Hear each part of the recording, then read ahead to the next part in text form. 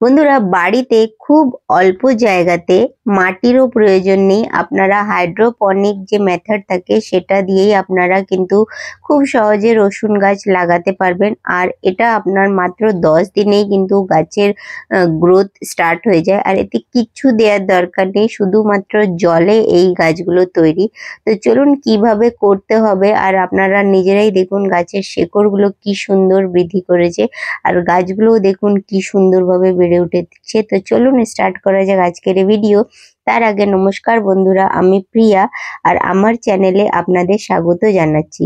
বন্ধুরা, যদি আপনারা আমার চ্যানেলে নতুন ভিজিট করছেন তাহলে চ্যানেলটাকে সাবস্ক্রাইব করে বেল আইকনটাকেও টিপে দিন, তাহলে আপনারা আমার এই ধরনের ভিডিও সবার আগে দেখতে পাবেন। তো চলুন স্টার্ট করা যাক আজকের এই ভিডিও। বন্ধুরা, রসুন গাছ লাগানোর জন্য আমাদের কিন্তু খুব ভালো যে কোয়ালিটির রসুন থাকে সেটাই নিতে হবে, যেগুলো একটু বড় হবে আর একটু মোটা মোটা যে কোয়াগুলো থাকবে সেরকম আমাদের রসুন নিতে হবে। আর ওপরের যে লেয়ারের যে খোসাটা যেগুলো আছে সেই খোসাগুলোকে আমাদের সরিয়ে দিতে হবে। যতক্ষণ আমরা পারবো পরিষ্কার করার চেষ্টা করব। যেখান থেকে রসুন বেরিয়ে আছে সেখানে আমাদের স্টপ করে দিতে হবে। এবার ওপরের দিকেও কিন্তু আমাদের গাছের সাহায্যে এগুলোকে কেটে দিতে হবে, যাতে আমাদের গাছের যে গ্রোথটা খুব তাড়াতাড়ি হয়। আর এই মুখগুলোকে উপর দিকে একটুখানি ছাড়িয়ে দিতে হবে, যাতে গ্রোথটা খুব তাড়াতাড়ি হয়। এইভাবে সবগুলোকে পরিষ্কার করে নিতে হবে। তো আমি এখানে সবগুলোকে পরিষ্কার করে নিয়েছি, আপনারা দেখতেই পাচ্ছেন। নিচের দিকে শেকড়গুলোকেও কিন্তু একটু হালকা করে কেটে আমি দিয়েছি। আর যদি খারাপ কোনো রসুন থাকে এই রসুনটার পুরো গোটা রসুনটার ভেতরে, সেগুলোকেও সরিয়ে দিতে হবে। কারণ কি, একটাও যদি খারাপ রসুন থাকবে সেখান থেকেই কিন্তু ছত্রাকের আক্রমণ হবে বা পচা শুরু হয়ে যাবে, পচন ধরাটা। তো সেই জন্য ওটাকে বাদ দেওয়াটাই খুব ভালো। আপনারা যদি ওটা সরিয়ে দিতে পারেন, কাঁচির সাহায্যেও সরিয়ে নিতে পারবেন বা হাত দিয়েও এইভাবে সরিয়ে নেওয়া যায়। শুকনো রসুন থাকলে ওগুলোও সরিয়ে নেবেন, তাই ওগুলোই কিন্তু নিলে খারাপ হয়ে যাবে, আপনার গাছ কিন্তু গ্রো আর হবে না। তো এইভাবে আপনারা পরিষ্কার করে নেবেন। আর আমি এখানে 5টা গাছ গ্রো করব রসুনের। তো আমি 10টা ডিসপোজাল গ্লাস নিয়ে নিয়েছি। এবার 10টা ডিসপোজাল যে গ্লাস আছে সেগুলোকে এরকম ভাবে কাটবো, অর্ধেকটা কেটে নিচ্ছি এখান থেকে, কেটে বাদ করে দিয়ে ওপরের দিকটা যে নিচের যে দিকটা আছে সেইখানটা আমি একটু গর্ত করব, যাতে আমাদের রসুনটাকে ওখানটা আটকে রাখা যায়, যাতে আমাদের রসুনটা যেন জলে ঢুকে না যায়। সেই জন্য এখানটা আমি একটু গোল করে কেটে নিচ্ছি। আপনারা বুঝতে পারছেন হয়তো, আমি খুব সহজেই বোঝানোর চেষ্টা করছি। যদি আপনারা চাইলে ডিসপোজাল গ্লাস যদি ব্যবহার করছেন তো ভালো, আর নাহলে কোনো গ্লাস বা অন্য কোনো চুপড়ির মধ্যেও করা যেতে পারে। প্লাস্টিকের যে চুপড়ি তাতেও করতে পারবেন। কিন্তু এই যে ডিসপোজাল গ্লাসের যে ভিডিও দেখাচ্ছি আপনাদের, এটা সব থেকে বেশি সস্তা আর খুব সহজেই আপনারা কেটে দিতে পারবেন। অনেক বেশি পাতলা থাকে যেহেতু ডিসপোজাল গ্লাসগুলো। তো এইভাবেই আমি কাটবো, আর কেটে এর ভেতরে যেন বসে যায়। ওপরের দিকে একটুখানি আমি যেখানে রসুনটা টিকে থাকবে, রসুন যেন পড়ে না যায়, তার জন্য এটা ভেতরের দিকে বসিয়ে দিয়েছি। এইভাবেই কিন্তু আরো 4টে আরো রেডি করব, আমরা 5টা যেহেতু রসুন গুঁড়ো করব।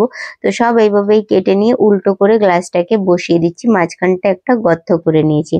এইভাবেই আমি কিন্তু এখানে 5টা গ্লাস রেডি করে নিয়েছি। আর এবার আমরা এখানে জল ভরবো। তো জলটাও কিন্তু পুরো গ্লাস ভরতে হবে না, যতটা আমরা হোল করেছি ওই অবধি আমাদের জলটা থাকবে। কারণ আমাদের শুধুমাত্র যে রসুনের যে নিচের শেকড়টুকুই যেন ভিজবে, আমাদের রসুনটা যেন জলটা না পায় এটা আমাদের খেয়াল রাখতে হবে। শেকড়টা যেন আমাদের জলে ডিপ হয়। কারণ কি, রসুনটা যদি জলে ভিজবে তাহলেই কিন্তু রসুনটা পচা শুরু হয়ে যাবে। আর এবার শেকড়গুলোকে একটু নিচের দিকটা করে দিয়ে যাতে জলে ভিজে যায়, কারণ ওখান থেকেই আমাদের যেহেতু গাছের গ্রোথটা স্টার্ট হবে, শেকড়েই যখন জলটা পাবে তখনই আমাদের রসুনের গাছটা বের হবে। তো ব্যাস এই প্রসেসেই আপনারাও কিন্তু রসুনকে বসাবেন এর উপরে। আর দেখুন জল কিন্তু নিচেই আছে, রসুনের উপরে জল আসেনি। এভাবে বসিয়ে নিয়ে আপনারা জলটা যে গ্লাসগুলো আছে আমি কিন্তু 3 থেকে 4 দিন অন্তর পাল্টাতে হবে। আর দ্বিতীয় কথা, এমন জায়গায় রাখবেন যেখানে অন্তত 1 ঘন্টার রোদ অবশ্যই পায়। যেমন আপনাদের বারান্দা হলো, রান্নাঘরেও আপনারা যেখানে রান্না করছেন সেই জানলার কাছেও রাখতে পারেন। কিন্তু একটু চেষ্টা করবেন যে যখন গ্যাস জ্বালানো হচ্ছে বা রান্না করছেন তখন একটুখানি সাইড সরিয়ে দেবেন, যাতে গাছে যেন আগুনের তাপটা না লাগে। ব্যাস 5 দিন পরের আপনাদের ভিডিও দেখাচ্ছি। হালকা হালকা গ্রোথ হয়েছে, এখনো খুব ভালো গ্রোথ হয়নি। 4টে রসুনে গ্রোথ হয়েছে, আর এই রসুনটাতে একদমই গ্রোথ হয়নি। মানে এই রসুনটা আর গ্রোথ হবে না, তাই আমি এটাকে সাইড করে দিলাম। মানে এই 4টেই আমি এখন এই প্রসেসে নিচ্ছি, যে এতে গাছ যেহেতু আপনারা দেখছেন ভালোভাবেই বেরিয়েছে।